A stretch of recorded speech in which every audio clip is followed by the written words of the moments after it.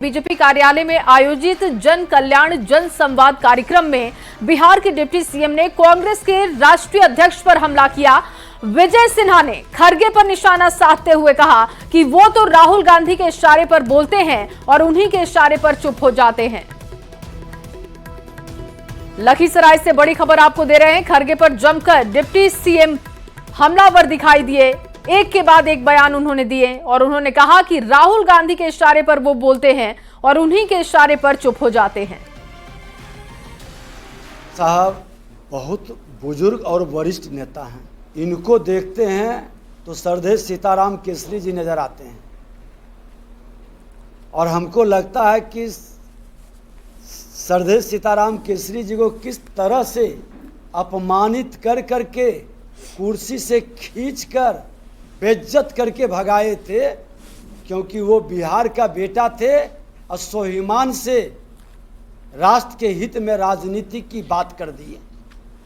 सोनिया गांधी को पचा नहीं और खड़गे साहब को जब देखते हैं कि कांग्रेस के सोने के चम्मच लेकर जन्म लेने वाले राजकुमार राहुल गांधी के सामने कलजोर कर खड़ा होते हैं और राहुल गांधी के इशारा जब करते हैं तो बोलते हैं और जब इशारा करते हैं तो चुप हो जाते हैं। ऐसे बंधुआ मजदूर गुलाम की मानसिकता में जीने वाले लोग कांग्रेस को ही बीमार नहीं किए, इस देश के लोकतंत्र को बीमार कर दिए हैं।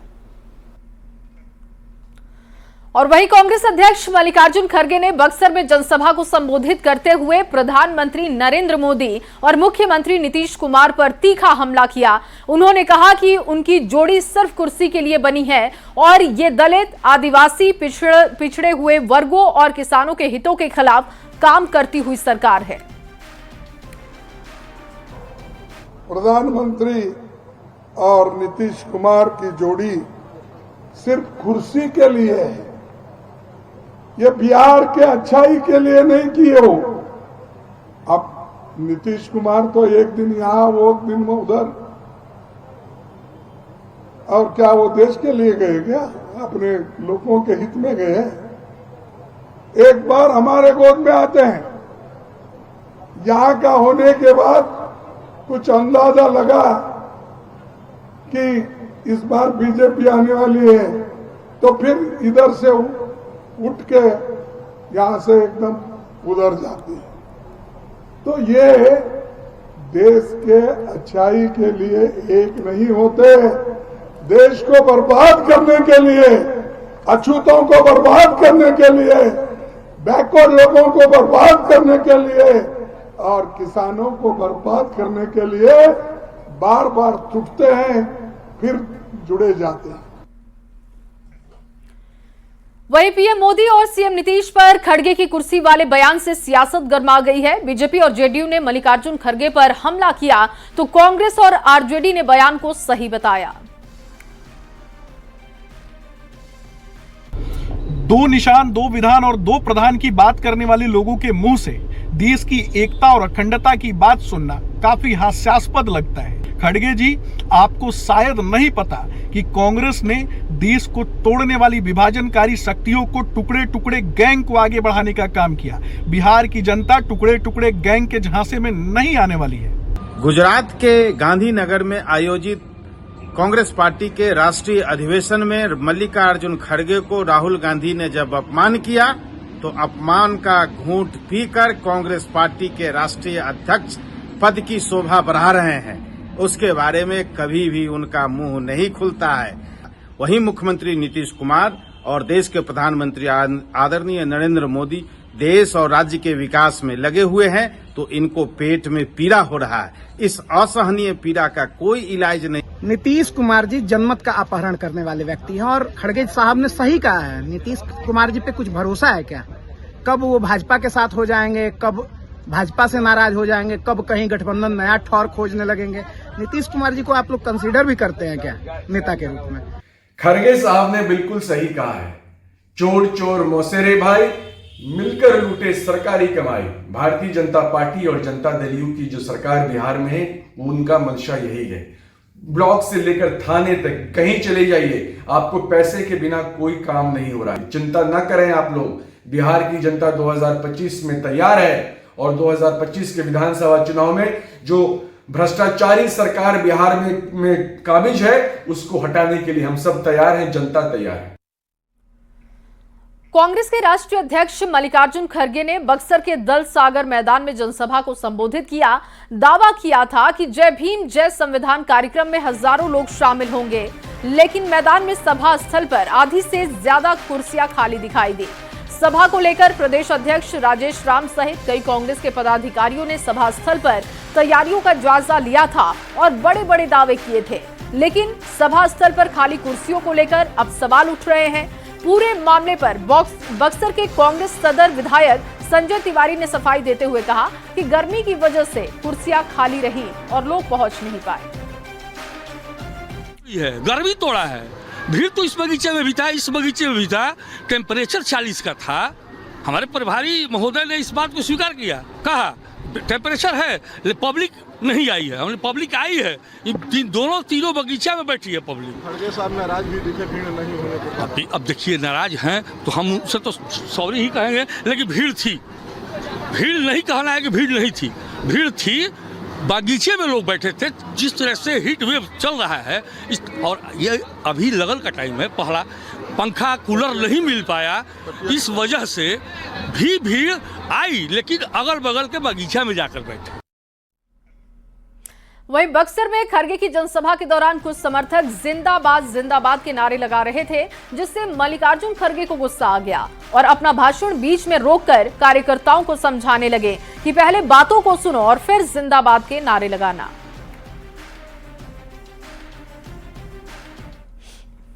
यहाँ पर महान लोग जो हो गए हैं, अरे सुनो भाई, जिंदाबाद के नारे पहले बाद में लगाओ, पहले सुनो क्या बात है, हम क्यों पिछड़े हुए हैं, क्यों हम लोग हमको कैसा रगड़ रहे हैं, उसका पहला अध्ययन करो, उसके बाद जिंदाबाद क्या बोलना है बोलते जाओ। चलिए आगे बढ़ते हुए एक बड़ी जानकारी आपको दे। तेजस्वी यादव का बड़ा बयान सामने आया है। लगातार दूसरे दिन भ्रष्टाचार पर हमलावर तेजस्वी दिखाई दिए। बिहार में भ्रष्टाचार पर उन्होंने बयान दिया है, इससे पहले भी वो बयान दे चुके हैं और देखिए इस बार जो बयान दिया उसमें उन्होंने कहा कि ग्लोबल टेंडर के जरिए भ्रष्टाचार किया जा रहा है, क्या कर रही है जांच एजेंसियां, ये सवाल पूछा। हर सरकारी दफ्तर में भ्रष्टाचार के दावे उन्होंने किए, लेकिन इससे पहले जब उन्होंने भ्रष्टाचार पर सवाल उठाए थे तो बीजेपी के कई नेताओं ने कहा था कि पहले वो अपने भ्रष्टाचार का हिसाब तो दे दे और फिर वो उंगली उठाए, लेकिन तेजस्वी यादव ने एक बार फिर से भ्रष्टाचार को लेकर बयान दिया। भ्रष्टाचार ब्लॉक लेवल से लेकर थाना लेवल से लेकर के मंत्री तक है कि नहीं है, इसका जवाब दें। आप हम ही को कटघरे में डाल रहे हैं तो आपका मुंह है, आप डालते रहिए, कुछ भी बोलते रहिए। आपकी एजेंसी क्या कर रही है फिर? तो फेलियर तो आपकी है। लेकिन जो प्रमाणित है, कहीं भी रेड पड़ता है किसी जगह का तो करोड़ों रुपए आते हैं, तो कौन देता है? वो कहाँ से आते हैं? पेड़ में तो नहीं निकलता है कि नोच लेता है सर, वो आता कहाँ से है? और जब सीबीआई या ईडी कार्रवाई कर रही है तो आपकी बिहार पुलिस या बिहार अपराध इकाई शाखा, आर्थिक अपराध वाली जो शाखा है, वो क्यों नहीं एफआईआर कर रही है? वो क्या कार्रवाई कर रही है? ये तो सवाल है बिना। और इधर महागठबंधन में सीएम के चेहरे पर बयानबाजी लगातार जारी है। मनोज झा ने तेजस्वी यादव को लेकर बड़ा बयान दिया था और गठबंधन में उनके सीएम उम्मीदवारी पर कोई सवाल ही नहीं है, ये बयान उन्होंने दिया, जिस पर कांग्रेस विधायक दल के नेता शकील अहमद खान ने कहा कि मुख्यमंत्री पद का उम्मीदवार तय करना एक प्रक्रिया है और हर चीज एक साथ तय नहीं हो सकती। मनोज झा को ये पालने का पूरा अधिकार है। 6 पार्टी ने थी उस दिन, तो अंदर तो ऐसा है नहीं कि सब सवाल का जवाब रिजॉल्व करके ही ना आपके सामने बातें की गई। कुछ चीजें रिजॉल्व हैं, कुछ चीजें और आगे तय होनी है। मैं मुख्यमंत्री की बात नहीं कर रहा, बहुत सारे जैसे मैनिफेस्टो कमेटियां बनानी है, वो तय करना है, time to time outreach programme कैसे करना है, लोगों तक कैसे पहुंचना है, हर पार्टी का जो समूह है, समर्थक समूह है, उसके बीच में बात करनी है।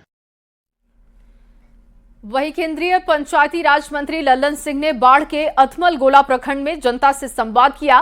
पंडारक प्रखंड के बिहारी बीघा पहुंचे लल्लन सिंह के लिए अभिनंदन समारोह का आयोजन हुआ था। जेडीयू कार्यकर्ताओं ने लल्लन सिंह का जोरदार स्वागत किया। वो केंद्रीय मंत्री के तौर पर नहीं, सांसद बनकर पहुंचे हुए थे जनता की बात सुनने के लिए, जहां पर उनका अभिनंदन किया गया।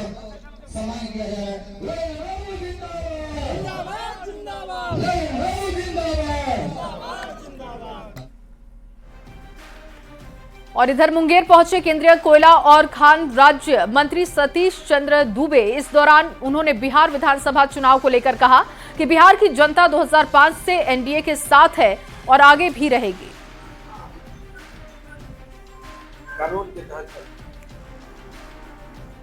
2005 से ही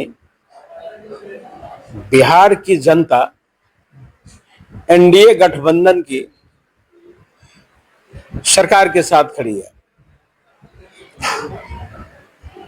बिहार कभी अपराध से जाना जाता था, बिहार आज विकास से जाना जाता है, बिहार आज विकसित बिहार के नाम से जाना जा रहा है। तो बिहार की जनता मन बना चुकी है कि एनडीए गठबंधन के साथ खड़ी है, खड़ी रहेगी।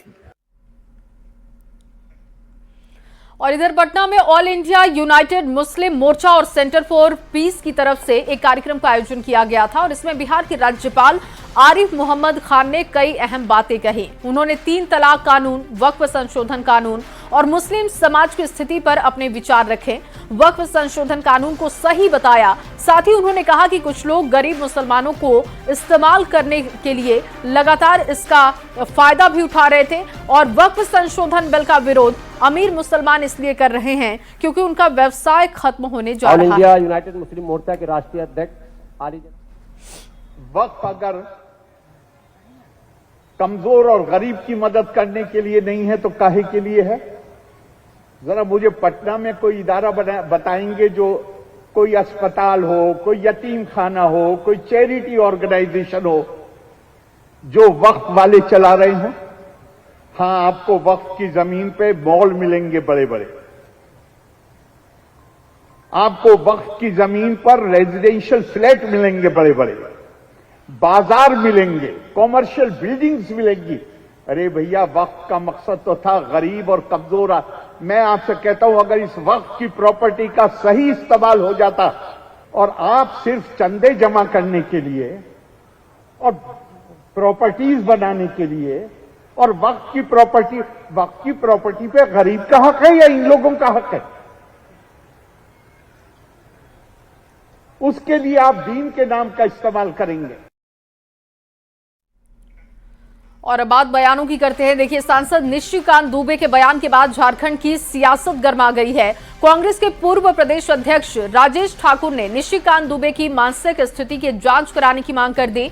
उन्होंने कहा कि निशिकांत दुबे के बयान से बीजेपी को पल्ला झाड़ने से काम नहीं चलने वाला है।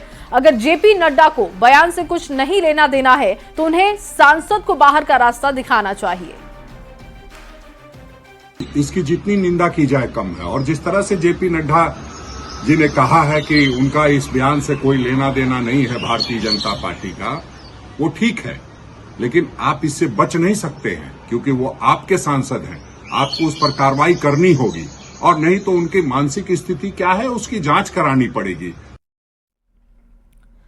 इधर निशिकांत दुबे के बयान पर जेएमएम ने भी पलटवार किया। जेएमएम प्रवक्ता मनोज पांडे ने कहा कि ये पूरी तरीके से सुप्रीम कोर्ट की अवमानना का मामला है जिस पर उच्चतम न्यायालय को संज्ञान लेना चाहिए। ऐसे बड़बोले सांसद के ऊपर कोर्ट को कड़ी कार्रवाई करनी चाहिए। देखिए, मुझे लगता है मानसिक दिवालियापन के कगार पर हैं वो, इलाज की जरूरत है। एक सांसद की इतनी दुस्साहस कि चीफ जस्टिस के खिलाफ इस तरह का वक्तव्य, मुझे लगता है ये शुद्ध रूप से अवमानना का मामला है। कोर्ट स्वतः संज्ञान ले और त्वरित कार्रवाई, कड़ी कार्रवाई करे ऐसे बड़बोले सांसद पर। और चलिए अब आपको निशिकांत दुबे का वो बयान सुनवा देते हैं जिस पर बवाल मचा हुआ है। इस देश में जितने गृह युद्ध हो रहे हैं उसके जिम्मेवार केवल यहाँ के chief justice of India Sanjeev Khanna साहब हैं। आप जब राम मंदिर का विषय होता है तो आप राम मंदिर में कहते हो कि कागज दिखाओ, कागज दिखाओ। कृष्ण जन्मभूमि का मामला आएगा मथुरा में तो कहोगे कागज दिखाओ। आप जब शिव की बात होगी, ज्ञान वापी मस्जिद की बात आएगी, कागज दिखाओ। और आज केवल आप मुगलों के आने के बाद जो मस्जिद बने हैं उसके लिए कहते हैं कि आप कागज कहां से दिखाओ। इस देश में धार्मिक युद्ध भड़काने के लिए केवल और केवल सुप्रीम कोर्ट जिम्मेवार है। सुप्रीम कोर्ट का एकमात्र उद्देश्य है show me the face will show you the law. Supreme court अपनी सीमा से बाहर जा रहा है। सुप्रीम कोर्ट की सीमा यह है कि भारत का संविधान जिस कानून को बनाया उस कानून की उसको व्याख्या करनी है, और यदि वो व्याख्या नहीं कर सकती है और सब कुछ के लिए सुप्रीम कोर्ट जाना है तो इस संसद का कोई मतलब नहीं है, विधानसभा का कोई मतलब नहीं है, उसको बंद कर देना चाहिए। वहीं झारखंड कांग्रेस नए प्रभारी के राजू प्रभार संभालने के बाद से पार्टी को सशक्त और मजबूत करने में लगातार लगे हुए हैं। पार्टी के विधायक और मंत्री अलग अलग जिलों में जाकर कार्यकर्ताओं की समस्याओं को सुन रहे हैं और आला कमान के पास रिपोर्ट भी सौंपी जा रही है।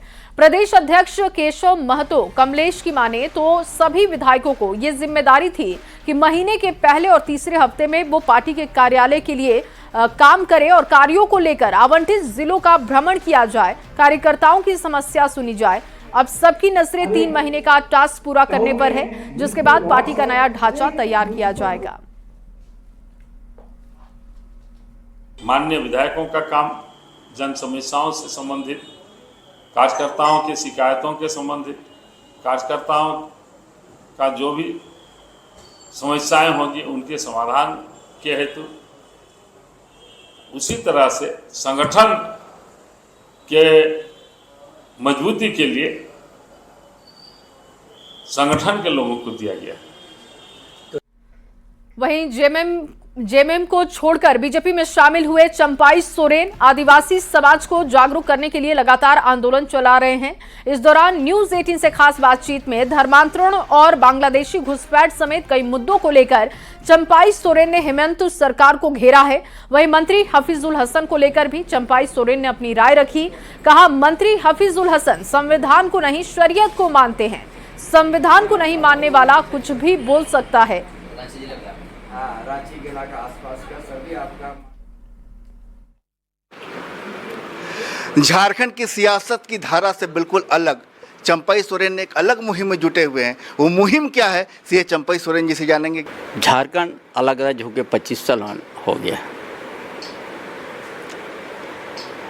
25 साल होने में जो यहाँ का आदिवासी के अस्तित्व को जहाँ अच्छा से डेवलप करने के बाद था वो अब नहीं हो पा रहा है। आदिवासी का स्थिति या अस्मिता ही संकट में आ गया है। वो कैसे? हम शुरू करते हैं संताल परगना से। संताल परगना में बड़ी रफ्तार बढ़ा हुआ है धर्म परिवर्तन का। माने ना CNT एक्ट लागू हो रहा है, ना SPT एक्ट लागू हो रहा है। जो सुरक्षा का कवच है आदिवासी का SPT एक्ट और CNT एक्ट, वो बड़ा सुनिश्चित तरीका से उसको उल्लंघन हो रहा है। ये सबसे बड़ा मुद्दा बन गया है। अच्छा है, आपका प्रेम विवाह हुआ, जिस समाज में आप दूसरा समाज में चल गया, आराम से रहिए, उसमें कोई आपत्ति नहीं है। लेकिन यहाँ का रिजर्वेशन का हकदार आप ना बने। एक झारखंड सरकार के मंत्री हफीजुल हसन ने एक ताज़ा बयान दिया। उन्होंने कहा कि जो है अगर आप जो है वक्फ संशोधन कानून को लेकर उन्होंने कहा है कि अगर आप डिस्टर्ब करेंगे तो मुस्लिम समाज के लोग सड़क पर आएंगे, मारकाट करेंगे। देखो, जिसका आप बोला वो तो संविधान को ही नहीं मानता, तो शरीयत को मानता है। बयान आ चुका है।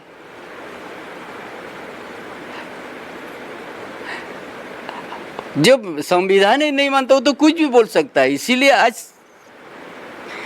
यहाँ का आदिवासी, यहाँ का मूलवासी, यहाँ का झारखंडी को आज जागने का समय हो गया, एक होने का समय आ गया, वो सबको रोकने के लिए। मुर्शिदाबाद में जो घटना हो रही है दादा, लगातार उसकी जो आंच आ रही है, क्या कहेंगे? देखिए, अगर उस यहाँ हम लोग नहीं जगेंगे तो मुर्शिदाबाद जैसे ही फिर यहाँ भी उत्पन्न हो जाएगा। बाद में रोकने के लिए भी बड़ा मुश्किल हो जाएंगे।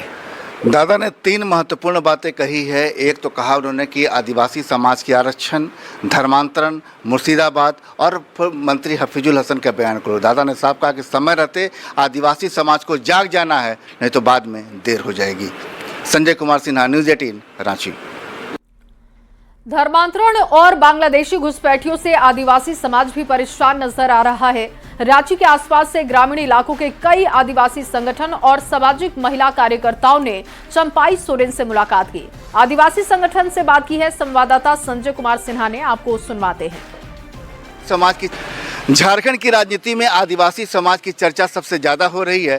चर्चा इस बात को लेकर ज़्यादा है कि धर्मांतरण, आरक्षण जैसे तमाम ऐसे विषय हैं जो आदिवासी समाज को आज परेशान कर रहे हैं।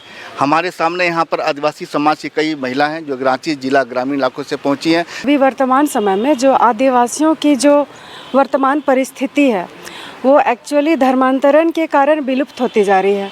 तो बस उस जो विलुप्त होने का जो कारण है उसको रोकना है समय के साथ। कॉन्सेंट्रेट होके समाज के लिए जो लड़ रहे हैं उनका कहना है साफ कि हम अपने पाहन को, अपने मांझी को एक उचित स्थान दें, उनको फ्रंट में रखें और उन्हीं के गाइडलाइन से जो हमारी रूढ़ी परंपराएं हैं वो संरक्षित रख सकती है। तो उन्होंने जो मुहिम शुरू की है, उन्होंने धर्मांतरण का मुद्दा लिया है। उनका साफ कहना है कि जो महिला यदि शादी करती है तो प्रेम विवाह पे हमें कोई आपत्ति नहीं है, लेकिन जब वो प्रेम विवाह करके किसी दूसरे समाज में चली जाती हैं तो उन्हें किसी प्रकार का आरक्षण नहीं मिलना चाहिए। हम लोग का कहना है कि हमारा जो समाज है वो समाज जो डूब रहा है उसके बारे में हम लोग बात करना चाहते हैं, आदिवासी समाज पे, और इसके आगे कुछ नहीं करना चाहिए। खतरा हमारे आदिवासी समाज को ही लोग पहुंचा रहे हैं और तरह तरह के पगडंडा अपना के, और हमारे इस खास करके रांची में ही हम लोग ग्रामीण क्षेत्र हैं। अभी रांची को तो बदल ही दिया, पर अभी ग्रामीण को ही बदलने में लगा हुआ है। अभी हम लोग खास करके अपना समाज को बचाने के लिए एक संगठन तैयार कर, हम लोग आदिवासी समुदाय से बिलोंग करते हैं। अगर हम लोग का आदिवासी भाई आजकल बहन बेटी लोग, भाई लोग सब कोई ईसाई धर्म अपना रहे हैं। अगर ईसाई धर्म अपना लेंगे तो हमको नहीं लगता है कि आने वाला हम लोग का जो संस्कृति है, हम लोग का जो आदिवासी परंपरा है, अगर धीरे धीरे आदिवासी खत्म हो जाएंगे तो हमको लगता है कि सरना स्थल में एक भी आदिवासी भाई बंधु लोग नहीं बचेंगे कि पूजा पाठ कैसे करेंगे। आदिवासी समाज को ये डर सता रहा है कि जिस धारा से, जिस रफ्तार से यहाँ पर धर्मांतरण बढ़ रहा है, उससे यह समाज को डर है कि कहीं सरना स्थल पर पहुँचने वाले की संख्या कम ना हो जाए। संजय कुमार सिन्हा, न्यूज़ 18, रांची। और चलिए इसी खबर के साथ इस बुलेटिन में बस इतना ही। आप बने रहिए न्यूज